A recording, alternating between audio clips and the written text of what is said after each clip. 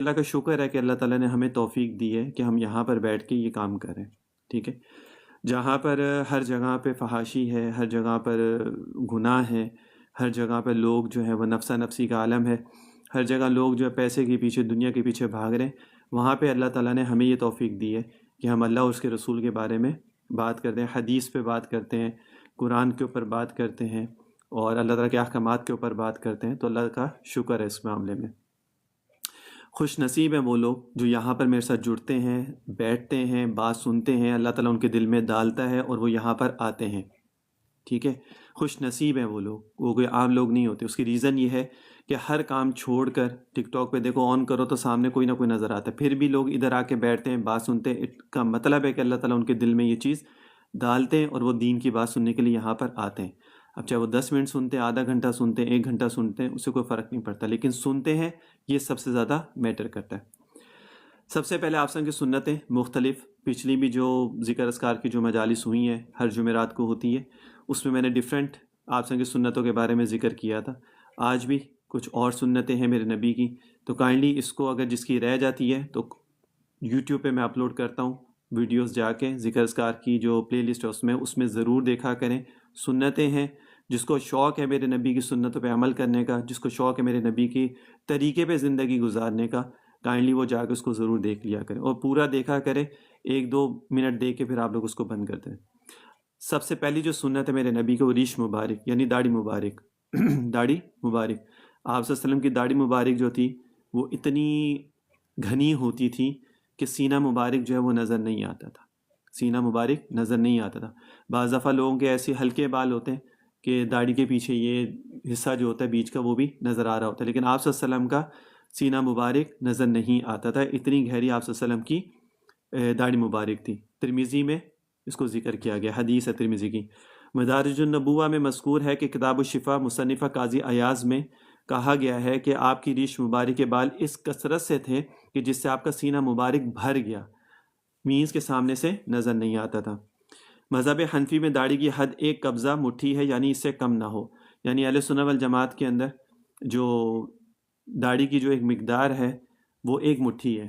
یہ اس سے نیچے کے جو بال ہیں اس کو آپ کاٹ لو، وہ آپ کے لیے جائز ہے، آپ اس میں کوئی پرابلم نہیں ہے، لیکن اس سے کم رکھنا جائز نہیں ہے. اور داڑھی جو ہے یہ واجب ہے، داڑھی واجب کے درجے میں آتی ہے، اور جو اس کو کاٹتا ہے، جو نہیں رکھتا، وہ گناہ گار ہوتا ہے. اچھا جی، منہ مبارک. بعض احادیث میں آیا ہے کہ یعنی حضور بغل کے بال اکھیڑ ڈالتے تھے. پہلے زمانے میں کیا ہوتا تھا کہ یہ جو انڈر آرم کے جو بال ہوتے ہیں نا، انڈر آرم کے بال ہوتے تھے، اس کو ہاتھوں سے پکڑ کے اس کو کھینچتے تھے اور اس طرح اس کو توڑا جاتا، اس کو صاف کیا جاتا تھا. ٹھیک ہے، یہ حدیث میں ذکر بھی ہے. لیکن اب تو کیونکہ ریزر وغیرہ اور مشین اور اس طرح کی بہت ساری چیزیں آ چکی ہیں، تو اب سہولت ہے، اس سے بھی کرنا ٹھیک ہے، جائز ہے. لیکن جو صحیح طریقہ جو پہلے جو رائج تھا یا جو جس طرح استعمال کیا جاتا تھا وہ یہی تھا کہ بالوں کو کھینچ کر توڑا جاتا تھا. اچھا جی، زیر ناف. منہ زیر ناف صاف کرنے کے بارے میں بعض احادیث میں ہے کہ حضور ان کو مونڈتے تھے، اور بعض میں ہے کہ نورہ استعمال فرماتے تھے. یعنی دونوں طریقے سے، انڈر آرم کے بال ہوں، ٹھیک ہے، بغل کے بال ہوں، یا زیر ناف بال ہوں، دونوں کا یہی ہے کہ کھینچتے بھی تھے اور اس کو ویسے بھی صاف کر سکتے ہیں، دونوں طریقے سے. 40 دن سے اوپر بالوں کو نہیں چھوڑ سکتے. 40 دن سے اوپر اگر جو چھوڑتا ہے وہ پھر گناہ گار ہوتا ہے، وہ گناہ گار ہوتا ہے.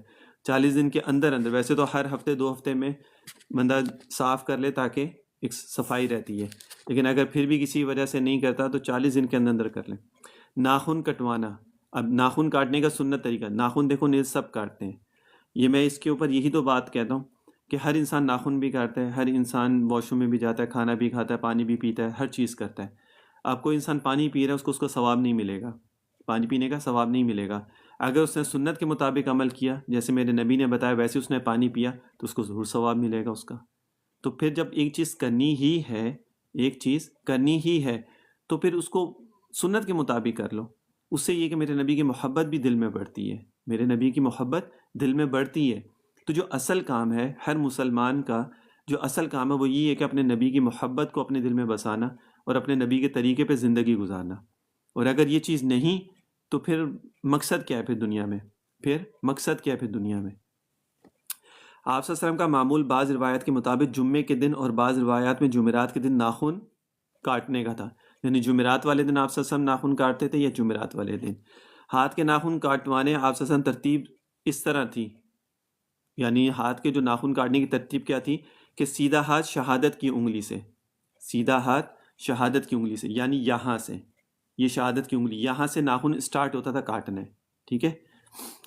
پھر اس کے ساتھ بیچ کی انگلی، اس کے ساتھ برابر والی انگلی، پھر چھوٹی انگلی، یعنی یہاں سے شہادت کی انگلی سے سٹارٹ کیا، پھر یہ انگلی، پھر یہ انگلی، پھر یہ چھوٹی انگلی. انگوٹھا چھوڑ دیا جاتا تھا، انگوٹھا نہیں، سب سے پہلے سیدھے ہاتھ کی شہادت، پھر اس کے ساتھ، پھر اس کے ساتھ، پھر اس کے ساتھ، ٹھیک ہو گیا. پھر اس کے بعد الٹے ہاتھ کی چھوٹی انگلی سے سٹارٹ کرنا، یہ چھوٹی انگلی، پھر یہ، پھر یہ، پھر یہ، پھر انگوٹھا اور پھر یہ انگوٹھا. یہ ترتیب ہے سنت کے مطابق ناخن کاٹنے کی.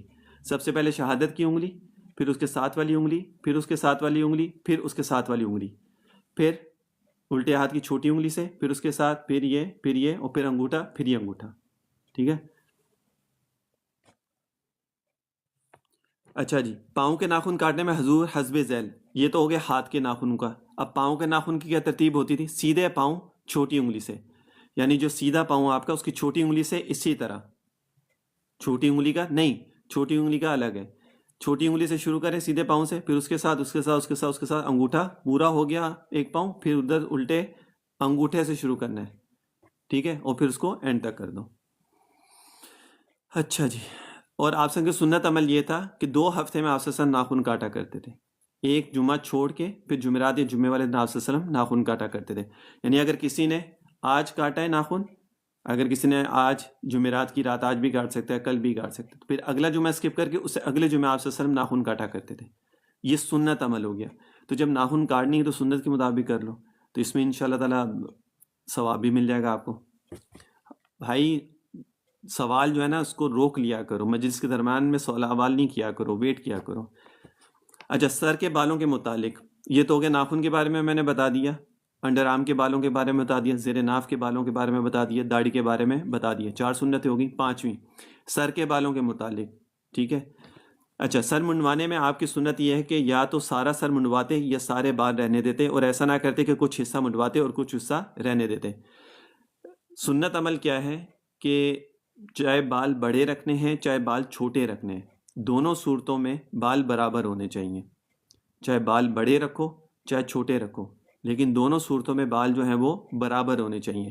ایسا نہیں جو آج کل جس طرح انگریزوں کا اسٹائل ہے کہ یہاں سے چھوٹے، اوپر سے بڑے، پیچھے سے چھوٹے، مشین پھروا کے فوجی کٹ، اور وہ جو دوسرے کٹ، اور جو کٹ آج کل چل رہے ہیں، یہ غیر شرعی کام ہے، یہ سنت کے خلاف یہ ساری چیزیں، ٹھیک ہے نا. تو انسان اپنے آپ کو خوبصورت بناتا ہے اپنی مرضی کے مطابق، لیکن انسان تو خوبصورت تب لگتا ہے جب وہ میرے نبی کے طریقے کے اوپر زندگی گزارتا ہے. چھوٹی سے چھوٹی ایک سنت پہ بھی جب تک عمل نہیں ہوگا، میرے نبی کی محبت دل میں نہیں آتی ہے، ٹھیک ہے نا. حضرت ابن عباس سے روایت ہے کہ حضور مونچھیں تراشتے تھے. یہ مونچھیں جو ہے نا، مونچھیں کینچی سے چھوٹی کی جاتی ہیں، باریک کی جاتی کینچی سے. آج کل تو لوگ اس طرح مار دیتے نا، پورا صاف کر دیتے یوں، بالکل کلین چٹ ہو جاتا ہے. لیکن آپ صلی اللہ علیہ وسلم کی سنت جو وہ کینچی سے کرنے کی، کینچی سے. اچھا جی، متعدد احادیث میں آپ صلی اللہ علیہ وسلم کا ارشاد گرامی مختلف الفاظ سے وارد ہوا ہے، جس میں داڑھی کے بڑھانے کا حکم ہے اور مونچھوں کے کاٹنے میں مبالغہ کرنے کی تاکید ہے، یعنی داڑھی بڑھاؤ مونچھیں کاٹو. اکثر علماء کی تحقیق یہ ہے کہ مونچھوں کو کترنا سنت ہے، لیکن کتروانے میں ایسا مبالغہ ہو کہ مونڈنے کے قریب ہو جائے، یعنی ان کو اتنا باریک کر لو کہ ایسا لگے جیسے کسی نے اس کو بالکل صاف کیا ہے. صحیح مسلم میں حضرت انس سے روایت ہے کہ حضور نے فرمایا کہ 40 دن رات نہ گزرنے پائے کہ تم مونچھیں کٹواؤ، ناخن کٹواؤ. تو یہ ناخن ہو گئے، مونچھیں ہو گئیں، ٹھیک ہے نا، کیونکہ وہ لمبی ہو جاتی ہیں، ہونٹوں پہ آتی ہیں، ہونٹوں پہ آئیں گی تو کوئی کھاؤ گے پیو گے تو وہ پھر اس میں ہوتا ہے تو وہ پھر ٹھیک نہیں رہتا. اسی طرح یہ جو بغل کے بال ہوتے ہیں، زیر ناف بال ہوتے ہیں، یہ بھی 40 دن کے اندر اس کو کاٹ لیا کرو، ورنہ اس سے پھر اوپر گناہ گار ہوتا ہے انسان. صحیحین میں حضرت ابن عمر سے روایت ہے کہ حضور نے فرمایا کہ مشرکوں کی مخالفت کرو، مشرکین کی مخالفت کرو، داڑھی بڑھاؤ اور مونچھیں چھوٹی کرو، یعنی کترواؤ. تو مشرکین جو تھے نا، مشرکین جو تھے وہ مونچھیں بڑھاتے تھے، داڑھی چھوٹی رکھتے تھے، تو اس کی مخالفت میں جو شخص بال رکھے اس کو چاہیے کہ ان کو دھو لیا کرے اور صاف رکھے. روزانہ سر اور داڑھی میں کنگھا کرنے کی نسبت بہتر یہ ہے کہ 1 آدھ دن بیچ میں ناغہ کر لیا کرے. یعنی اگر کسی نے بڑے بال رکھنے ہیں یا کسی کو شوق ہے بڑے بال رکھنے کا، تو وہ پھر ایسا کرے کہ اپنے بالوں کو اچھے ترتیب میں رکھے، مینس کہ اس کو واش کرے، اس میں آئلنگ کرے، اچھے طریقے سے اس کو بنا کے رکھے، کنگھا وغیرہ کرے، لیکن ایک دن کا گیپ دے کے، ہر وقت بھی بالوں میں نہ لگا رہے. اگر ہر وقت لگا رہے گا تو پھر انہی چکروں میں پڑا رہے گا، پھر وہ عبادات اور باقی چیزیں نہیں ہوں گی. ٹھیک ہے، اسی وجہ سے میرے نبی نے شیشہ کم دیکھنے کا فرمایا کہ زیادہ شیشہ مت دیکھا کرو. داڑھی کے سفید بالوں کو مہندی سے خضاب کرنے کی اجازت ہے، البتہ سیاہ خضاب کی ممانعت ہے کہ مکروہ ہے. اب یہ لوگ جیسے کسی کے بال جلدی وائٹ آ جاتے ہیں، سر کے بال ہو چاہے داڑھی کے بال ہوں، عمر اتنی نہیں ہوتی ہے، تو اب وہ کلر لگاتے ہیں، خضاب لگاتے کلر لگاتے ہیں، تو جائز ہے لگانا، لیکن کالا نہ لگاؤ. ڈارک براؤن لگا لو، مہندی کلر لگا لو، دوسرے کوئی بھی کلر لگا لو، لیکن بلیک کلر سے منع فرمایا، وہ مکروہ ہے. ٹھیک ہے. اچھا جی، بال داڑھی اور مونچھوں کے متعلق کچھ سنتیں وہ میں آپ لوگوں کو بتا دیتا ہوں. سنت: ایک مشت ہو جانے کے بعد داڑھی کے دائیں بائیں جانب سے بڑھے ہوئے بال لینا تاکہ خوبصورت ہو جائے. یعنی ایک مٹھی سے بڑے بال ہو رہے ہیں داڑھی کے تو اس کو کاٹ سکتے ہیں چاروں طرف سے، اس میں کوئی ممانعت نہیں ہے، وہ جائز ہے شریعت میں. داڑھی کو تھوڑی کے نیچے ایک مٹھی سے ہرگز کم نہ ہونا چاہیے. داڑھی منڈوانا یا کتروانا ناجائز ہے، یعنی داڑھی کو کاٹنا یا خطیں کروانا اور ڈیزائننگ کرنا، فرینچ رکھنا، یہ تو بہت بڑا گناہ ہے، کبیرہ گناہ کے اندر آتا ہے، کیونکہ یہ داڑھی کے ساتھ مذاق اڑانا ہوتا ہے. جو لوگ داڑھی کے ساتھ یوں فرینچ رکھتے ہیں نا، یوں فرینچ رکھتے ہیں، کوئی یہاں سے یوں کٹنگ کر کے یوں یوں یوں ڈیزائن یوں بناتے ہیں، جو آج کل چلتے ہیں باہر ملکوں میں، مسلمان کے لیے تو بالکل جائز نہیں ہے. مسلمان کے لیے تو بالکل جائز نہیں ہے اگر کوئی ایسا کرتا ہے تو. ٹھیک ہے نا. اور یہ اس کا مذاق اڑانے کے اندر یہ چیز آتی ہے. تو اگر کسی سنت کا مذاق اڑاؤ گے تو پھر یہ اس کے اوپر فتویٰ لے لو کسی مفتی سے، آپ کو بتائے گا کہ پھر اس کا کیا گناہ ہے. ٹھیک ہے. اچھا، مونچھوں کو کتروانا اور کتروانے میں مبالغہ کرنا چاہیے. حج شرح میں رہ کر خط بنوانا، سر اور داڑھی کے بالوں کو درست کر کے تیل ڈالنا چاہیے. اور اگر خط کروانا بھی ہے تو وہ تب کروائے جب ایک مٹھی برابر پورا آپ کی داڑھی ہو جائے. ٹھیک ہے نا، پھر اس کے بعد کرے. اچھا جی، حج شرح میں سر پر یا تو سارے سر کے بال رکھیں یا بالکل منڈوا دیں. صرف ایک حصہ بال رکھنا حرام ہے. سر پر سنت کے مطابق پٹے رکھنے چاہیے. یعنی میں نے پچھلے اس میں بھی بتایا تھا کہ آپ صلی اللہ علیہ وسلم نے شولڈر تک بال بھی رکھیں، کانوں کی لو تک بھی رکھیں، کانوں کی لو سے تھوڑا نیچے بھی رکھیں، کیونکہ آپ صلی اللہ علیہ وسلم کے کیونکہ تھوڑے سے کرلنگ بال تھے، گھنگرالے جس طرح بال ہوتے ہیں، تھوڑے سے، زیادہ نہیں، تھوڑے سے تھے، تو وہ بعض دفعہ تھوڑے لمبے بھی ہوتے تھے، تو کیونکہ وہ مڑے ہوتے تھے تھوڑے بال، تو وہ تھوڑے اونچے ہو جاتے، تو فیل یہاں تک ہوتا تھا، یہاں تک ہے، لیکن جب آپ کنگھا مارتے تو وہ بال سیدھے ہو کے لمبے ہو جاتے تھے. اچھا جی، زیر ناف بغل ناک کے بال اتار لینے چاہیے. 40 روز گزر جائیں اور صفائی نہ کرے تو گناہ گار ہوگا. یعنی 40 روز کے اندر اندر کرنا چاہیے، اور اگر نہیں کرتا، اس سے اوپر لے کے جاتا ہے دنوں میں، تو پھر گناہ گار ہوتا ہے. داڑھی کو مہندی کا خضاب کرنا یا سفید رہنے دینا دونوں طریقے سے جائز ہے. اچھا جی، عورتوں کو ناخنوں پر مہندی لگانا چاہیے. عورتیں جو نیل پالش لگاتی ہیں اس سے بہتر ہے کہ اس کے اوپر مہندی لگا لیں، تو وہ ڈارک براؤن کلر کا نا، اس کے اوپر کلر آ جاتا ہے ڈارک براؤن کا، اس میں پھر وضو میں بھی کوئی مسئلہ نہیں ہوتا. آج کل نیل پالش کی وبا عام ہو رہی ہے، اگر کسی نے لگائی ہو تو وضو غسل کے لیے اس کو صاف کر لے، ورنہ وضو غسل نہ ہوگا.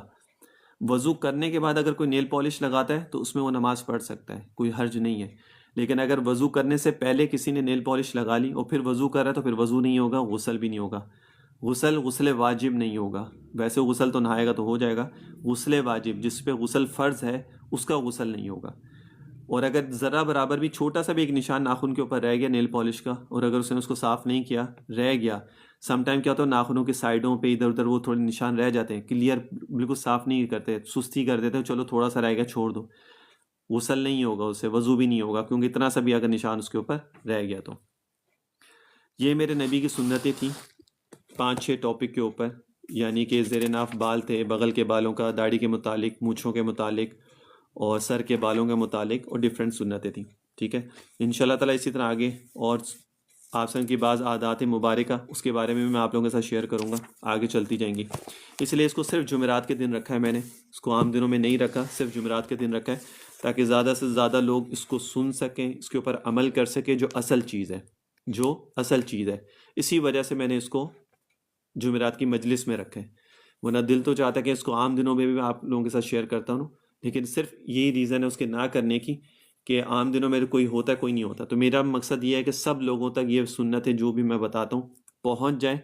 باقی عمل کریں نہ کریں ان کا اپنا فعل ہے، وہ میں اس پہ زبردستی نہیں کرتا، لیکن میری کوشش یہ ہوتی ہے کہ آپ سب کی ایک چھوٹی سی سنت جو ہے وہ بھی میں آپ لوگوں کے ساتھ شیئر کروں تاکہ آپ لوگوں کو اس کے بارے میں پتہ چل جائے. ذکر ہوگا، توجہ کے ساتھ ذکر کرنا ہے، جیسے میں پڑھوں ویسے میرے ساتھ پڑھیں. ٹھیک ہے، اور توجہ ہونی چاہیے.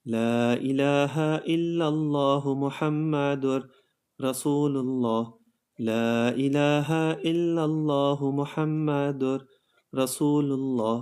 لا إله إلا الله محمد رسول الله. لا إله إلا الله محمد رسول الله. لا إله إلا الله محمد رسول الله.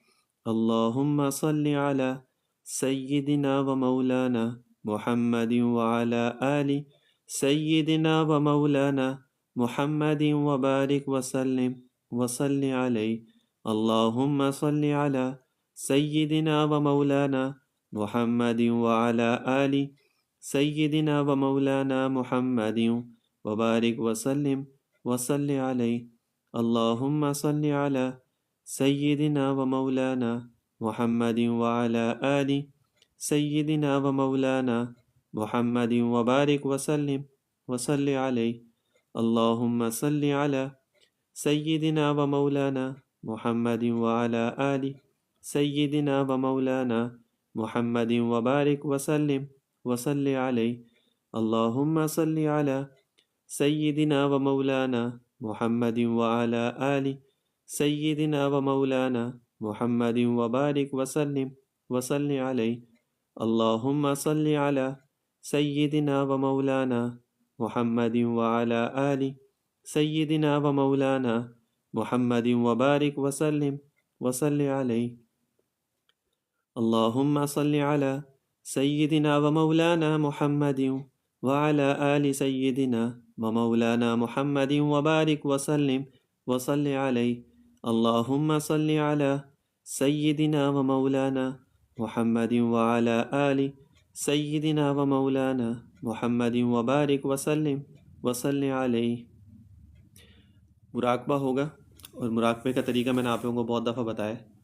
مراقبے کا طریقہ یہ ہوتا ہے کہ تصور کرو کہ اللہ کی رحمت آپ کے اوپر برس رہی ہے اور آپ کے دل میں سما رہی ہے. اللہ کی رحمت آپ کے اوپر برس رہی ہے اور آپ کے دل میں سما رہی ہے، اور آپ کا دل اللہ اللہ کہہ رہا ہے. زبان آپ کی نہیں ہلنی چاہیے، زبان آپ کی نہیں ہلنی چاہیے. آپ کا دل اللہ اللہ اللہ بولے گا. آنکھیں بند کریں، توجہ کے ساتھ کریں، اور تصور میں خیالات آتے ہیں اس کو چھوڑ دیں.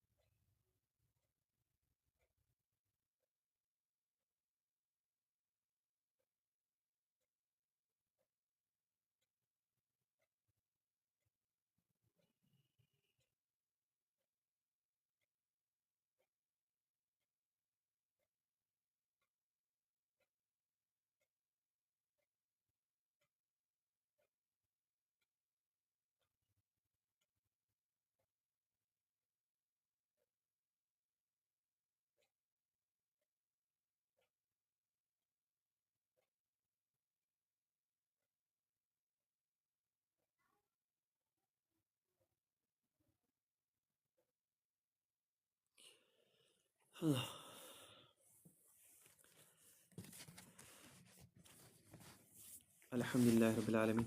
دعا توجہ کے ساتھ کیجیے گا. جس کی جو پریشانی ہے، مشکلیں ہیں، جائز خواہشات ہیں، جو حاجتیں ہیں، جو بھی ہے، اللہ تعالیٰ ان سب کو پورا کرے. توجہ سے دعا کریں، اللہ سے مانگے، اللہ تعالیٰ سب کے لیے آسانی فرمائے گا۔ ویسی شب جمعہ کی رات ہے، اور شب جمعہ میں جو ہے وہ دعائیں قبول ہوتی ہیں اللہ کی طرف سے، ٹھیک ہے۔ اللہم صلی علی محمد وعلی آل محمد کما صلیت علی ابراہیم وعلی آل ابراہیم انک حمید مجید۔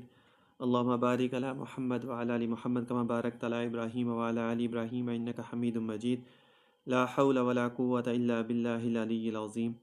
حسبنا اللہ ونعم الوکیل، نعم المولا ونعم النصیر۔ یا حی یا قیوم ثبتنا علی الایمان۔ یا باقی انت الباقی، یا ہادی انت الہادی، یا شافی انت الشافی، یا کافی انت الکافی، یا بدیع العجائب بالخیر یا بدیع جل جلالہ، یا خفی اللطف ادرکنی بلطفک خفی، یا حی یا قیوم برحمتک استغیث، یا حی یا قیوم برحمتک استغیث، یا حی یا قیوم برحمتک استغیث، یا ذا الجلال والاکرام، یا ذا الجلال والاکرام، یا ذا الجلال والاکرام۔ وإلہکم الہ واحد لا الہ الا هو الرحمن الرحیم۔ وإلہکم الہ واحد لا الہ الا هو الرحمن الرحیم۔ وإلہکم الہ واحد لا الہ الا هو الرحمن الرحیم۔ رب اغفر وارحم وانت خیر الراحمین۔ رب اغفر وارحم وانت خیر الراحمین۔ اللہم اکفنی بحلالک عن حرامک واغننی بفضلک عمن سواک۔ ربنا ظلمنا انفسنا وإن لم تغفر لنا وترحمنا لنكونن من الخاسرین۔ ربنا إنك جامع الناس ليوم لا ريب فيه إن الله لا يخلف الميعاد۔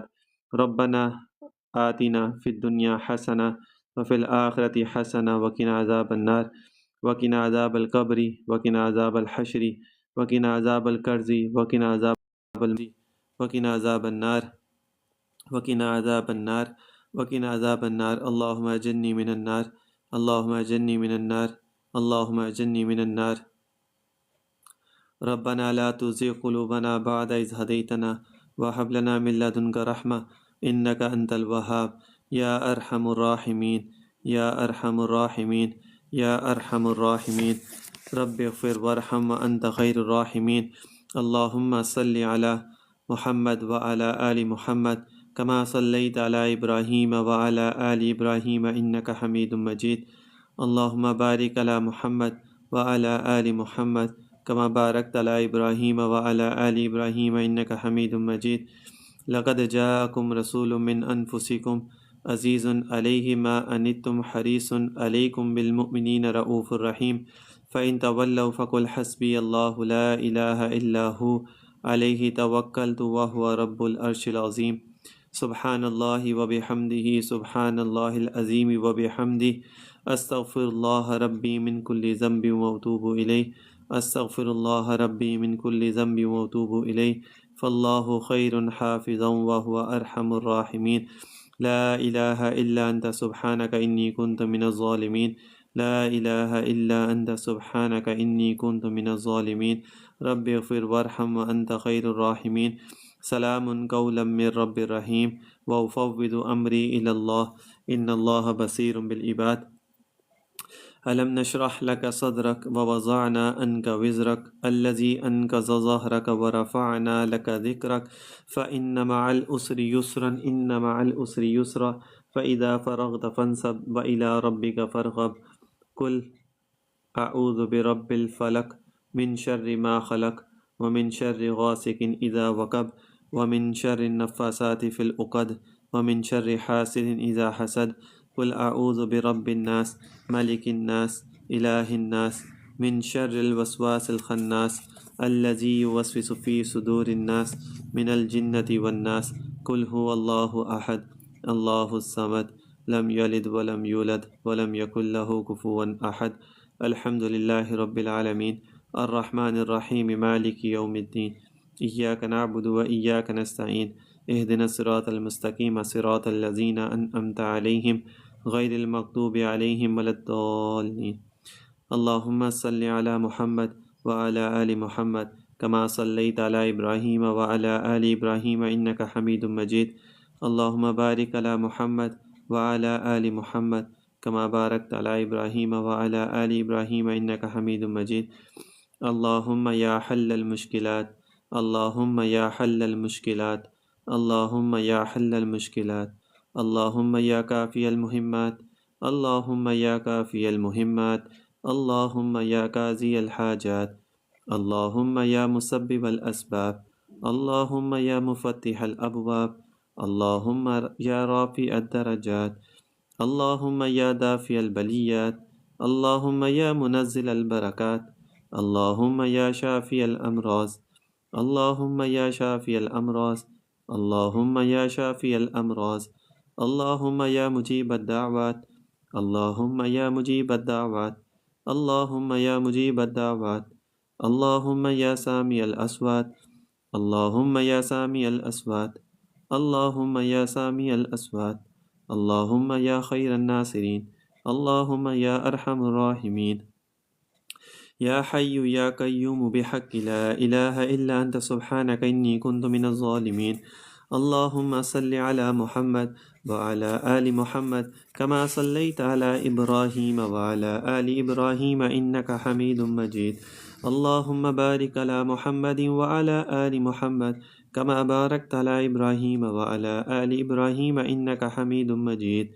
دعائے خیر، دعائے حاجات، دعائے شفا، بیماریاں، یا الہی اول خیر ہو، آخر خیر ہو، باطن خیر ہو، ظاہر خیر ہو، ایمان کی سلامتی ہو، اور ہم سب کا خاتمہ بالخیر ہو۔ اے میرے رب کریم، یہ تو آپ کی بندہ پروری ہے، یہ تو آپ کی کرم نوازی ہے، اپنے لاکھوں بندوں سے مخصوص فرمایا، اپنی پاک بارگاہ میں بلایا، اپنے سے مانگنے کی توفیق عطا فرمائی۔ میرے مولا، ہم تیرا شکر ادا نہیں کر سکتے۔ اے میرے کریم، ہماری ناپاک زبانوں پر اپنا اور اپنے حبیب کا پاک ذکر جاری فرما دیا، ہم تیرا شکر حق ادا کر ہی نہیں سکتے۔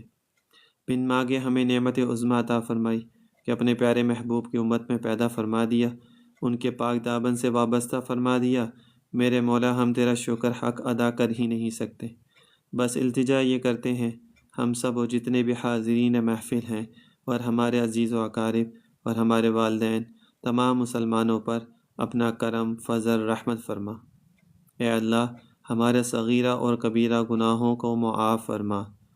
اے اللہ، ہمارے صغیرہ اور کبیرہ گناہوں کو معاف فرما، ہمارے عیبوں کی پردہ پوشی فرما، ہمیں اپنا اطاعت گزار بندہ بنا، صحیح معنوں میں بندگی کی توفیق عطا فرما، اپنی یاد میں یکسوئی عطا فرما، ہمیں اپنے نام کی لذتیں عطا فرما، ہمیں اپنی یاد میں محویت عطا فرما، ہمیں اپنے ذکر کی برکتیں عطا فرما۔ اے اللہ، ہمارا ظاہر و باطن پاک کر دے، ظاہر و باطن نیک کر دے، ظاہر و باطن ایک کر دے، ہمارے قول اور فعل کے تضاد کو دور فرما دے، ہماری سستی اور کاہلی کو دور فرما دے، ہماری غلاظتوں کو دور فرما دے۔ اے اللہ، ہمیں نور علی نور فرما دے، ہم پہ نظر رحمت فرما دے، ہم پہ نظر کرم فرما دے، آنے والا وقت ہم سب ہی کے لیے خیر و برکت والا بنا دے، ہمیں اپنا پیارے محبوب کا سچا شدائی بنا دے، ہمیں اپنے پیارے محبوب کی صحیح معنوں میں اتباع کرنے کی توفیق عطا فرما دے، ہمیں اپنے چاہنے والے برگزیدہ بندوں کے نقش قدم پہ چلنے کی توفیق عطا فرما۔ انہی کے صدقے میں ہم سب کی بگڑیوں کو بنا دے، ہماری مشکلات کو آسان فرما دے، ہماری مشکلات کو آسان فرما دے، ہم پہ نظر کرم فرما دے، ہم پہ جو بیمار ہیں ان سب کو شفائے عاجلہ صحت کاملہ عطا فرما، جو بھی بیمار ہیں ان سب کو صحت عاجلہ صحت کاملہ عطا فرما، جو بے روزگار ہیں ان کو برسر روزگار فرما دے، جو بے روزگار ہیں، جن کے پاس کام نہیں ہے، جاب نہیں ہے، یا اللہ ان کو برسر روزگار فرما دے، اور جو برسر روزگار ہیں ان کی روزی میں خیر و برکت عطا فرما، اور جو بے اولاد ہیں ان کو صاحب اولاد بنا دے، جو بے اولاد ہیں ان کو صاحب اولاد بنا دے، اور جو صاحب اولاد ہیں ان کی اولادوں کو نیک اور صالح بنا دے، جن کی بچیاں بالغ ہیں ان کی بچیوں کے لیے نیک اور صالح رشتے عطا فرما، ان کے لیے نیک اور صالح رشتے عطا فرما۔ اللہ، سب کی لاج شرم بھرم رکھ لے، ہم سب پہ کرم کی نظر فرما دے، ہماری عاجزانہ دعاؤں کو قبول فرما دے، ہم سب کو شیطان کے مکر اس کے فریب سے بچا لے، نفسانی خواہشات سے بچا لے، ہر بری راہوں سے بچا لے، بری عادتوں سے بچا لے، بری صحبتوں سے بچا لے، بری باتوں سے بچا لے، بری نیتوں سے بچا لے، ہم سب کو حاسدوں کے حسد سے بچا لے، مفسدوں کے فساد سے بچا لے، ساحروں کے سحر سے بچا لے، نادیدہ بلاؤں سے بچا لے، ہر دور کے ہر فتنے سے بچا لے۔ اے اللہ ہم سب کو اپنے حفظ و امان عطا فرما، ہمارے دین اور ایمان کی حفاظت فرما۔ یا اللہ ہمارے دین اور ایمان کی حفاظت فرما۔ اے اللہ ہم سے وہ کام کرا لے جس سے تو ہم سے راضی ہو جا۔ یا اللہ تو ہم سے وہ کام کرا لے جس سے تو ہم سے راضی ہو جا۔ تیری بارگاہ کے مقبول و مقرب بندے ہم سے راضی ہو جائیں۔ الہی سبھی کو نیکیوں کا صلہ عطا فرما، سبھی کو نیکیوں کا شکر عطا فرما، سبھی کو اپنی بارگاہ میں مقبول فرما، اور ہمیں وہ نعمتیں عطا فرما جو ہمارے خیال و گمان میں بھی نہ ہوں۔ یا اللہ ہم یہاں سے اٹھنے بھی نہ پائیں اور تو ہماری دعاؤں کو قبول فرما لے۔ اس گھر میں اپنی رحمتیں، برکتیں اور نورانیت کا نزول عطا فرما۔ اس گھر کے مکینوں کو ہمیشہ شاد و آباد رکھنا۔ اے اللہ ہماری عاجزانہ دعاؤں کو قبول و منظور فرما۔ یا اللہ ہمیں 5 وقت باجماعت نماز پڑھنے کی توفیق عطا فرما، خشوع و خضوع کے ساتھ نماز پڑھنے کی توفیق عطا فرما، قرآن مجید کو پڑھنے، اس کو سمجھنے کی، اس کو یاد کرنے کی، اس کا ادب کرنے کی توفیق عطا فرما۔ یا اللہ ہمیں ذکر اذکار کرنے کی توفیق عطا فرما، اپنے نام کی لذتیں ہمیں عطا فرما۔ آپ صلی اللہ علیہ وسلم کی چھوٹی سے چھوٹی سنت پہ عمل کرنے کی توفیق عطا فرما۔ آپ صلی اللہ علیہ وسلم سے سچی اور پکی محبت کرنے کی توفیق عطا فرما۔ صحابہ کی محبت یا اللہ تو ہمارے دلوں میں عطا فرما، اہل بیت کی محبت ہمارے دلوں میں عطا فرما۔ یا اللہم نور قلوبنا بالقرآن وزین اخلاقنا بالقرآن ونجینا من النار بالقرآن وادخلنا الجنت بالقرآن۔ ابراہیم خلیل اللہ کے اللہ، ابراہیم خلیل اللہ کے اللہ، محمد رسول اللہ کے اللہ، عیسیٰ کلیم اللہ کے اللہ، موسیٰ روح اللہ کے اللہ۔ یا اللہ تو ہماری تمام دعاؤں کو قبول و منظور فرما۔ یا اللہ تو ہمیں ایسا بنا دے کہ تجھے پسند آ جائیں۔ یا اللہ تو ہمیں ایسا بنا دے کہ تجھے پسند آ جائیں۔ یا اللہ ہمیں گناہوں سے، دل کو ایسا بنا دے ہمارے کہ ہمیں گناہوں سے نفرت ہونا شروع ہو جائے۔ ہمارے دل کو یا اللہ تو ایسا بنا دے کہ ہم گناہوں کی طرف جانے کا بھی ہمارا دل نہ کرے، اور ہر وقت اس دل میں یا اللہ آپ کی یاد، آپ کی محبت، آپ صلی اللہ علیہ وسلم کی محبت ہمارے دل میں ہر وقت بستی رہے، رج بس جائے، اور گناہوں سے ہمیں ایسی نفرت ہو جائے کہ ہمارا اس کی طرف دل بھی نہ کرے۔ اہل اللہ کی صحبت میں بیٹھنے کی یا اللہ تو ہمیں توفیق عطا فرما، اہل اللہ کے ساتھ تعلق جوڑنے کی ہمیں توفیق عطا فرما، اللہ والوں کی مجلس میں ہمیں بیٹھنے کی توفیق عطا فرما۔ یا اللہ یہ جو مجلس شروع کی ہے آپ ہی کی توفیق سے شروع کی ہے، کسی کی کیا مجال، کسی کی کیا حیثیت کہ وہ یہ کام کر سکے یہاں پر بیٹھ کر۔ یا اللہ آپ نے ہی توفیق دی ہے تو یہ کام یہاں پہ شروع ہوا ہے۔ اللہ اس خوب خیر و برکت عطا فرما، میرے مولا اس میں تو خوب خیر و برکت عطا فرما۔ جو لوگ بھی یہاں پر آتے ہیں اپنی جو بھی مرادیں لے کر آتے ہیں، دعائیں مانگتے ہیں شب اس مجلس میں، جہاں پہ ذکر بھی ہوتا ہے، مراقبہ بھی ہوتا ہے، حدیث بھی پڑھتے ہیں۔ یا اللہ شب جمعہ میں حدیث میں ہے کہ شب جمعہ ایک ایسی رات ہے جس میں دعائیں قبول ہوتی ہیں۔ یا اللہ جتنے بھی یہاں پہ لوگ آتے ہیں، جو جو اپنی جائز خواہشات لے کے آتے ہیں، یا اللہ تو ان سب کی دعاؤں کو ان کے حق میں قبول و منظور فرما۔ جس کے جو جو مسئلے ہیں، آپ عالم الغیب ہیں، آپ کو زیادہ پتہ ہے جس کے جو جو مسئلے ہیں، رشتوں کے ہیں، کاروبار کے ہیں، رزق کے ہیں، جاب کے ہیں، میاں بیوی کے جھگڑوں کے ہیں، اولاد کے ہیں، نرینہ اولاد کے ہیں، ویزے کے ہیں، کاروبار کے ہیں، ڈاکومنٹیشن کے ہیں، بیماریوں کے ہیں، ہیلتھ کے ہیں، ہر چیز کے کسی نہ کسی کا کوئی نہ کوئی یا اللہ مسئلہ ہے۔ کسی کے جادو سحر کے مسئلے ہیں، اثرات کے مسئلے ہیں، تو یا اللہ کسی نہ کسی چیز میں کوئی نہ کوئی مبتلا ہے۔ تو یا اللہ آپ تو عالم الغیب ہیں، آپ کو تو ہر چیز کا اندازہ ہے، آپ کو ہر چیز کا پتہ ہے، آپ تو دلوں کے حالوں کو جانتے ہیں۔ تو یا اللہ تو ان کے حق میں ان کے سب کی جائز و نیک خواہشات کو پورا فرما۔ یا اللہ تو ان کو نا امید نہ فرما، یا اللہ تو ان کو نا امید نہ فرما۔ یا اللہ جتنے بھی لوگ میرے کہنے پہ یہاں پہ آتے ہیں، یا اللہ تو ان سب کو نیک و صالح بنا۔ یا اللہ تو ان سب کو نیک و صالح بنا، اور ایسا بنا کہ یا اللہ تو ان سے راضی ہو جائے، وہ تجھ سے راضی ہو جائیں، آپ ان سے راضی ہو جاؤ۔ یا اللہ جو بھی ہم نے یہاں پہ دعائیں مانگی، کچھ رہ گئی ہوں گی جو یاد نہیں ہی رہی ہوں گی، لیکن یا اللہ آپ دلوں کے حال کو جانتے ہیں، تو یا اللہ آپ تمام دعاؤں کو اپنے فضل، اپنے رحمت، اپنے کرم سے قبول فرما۔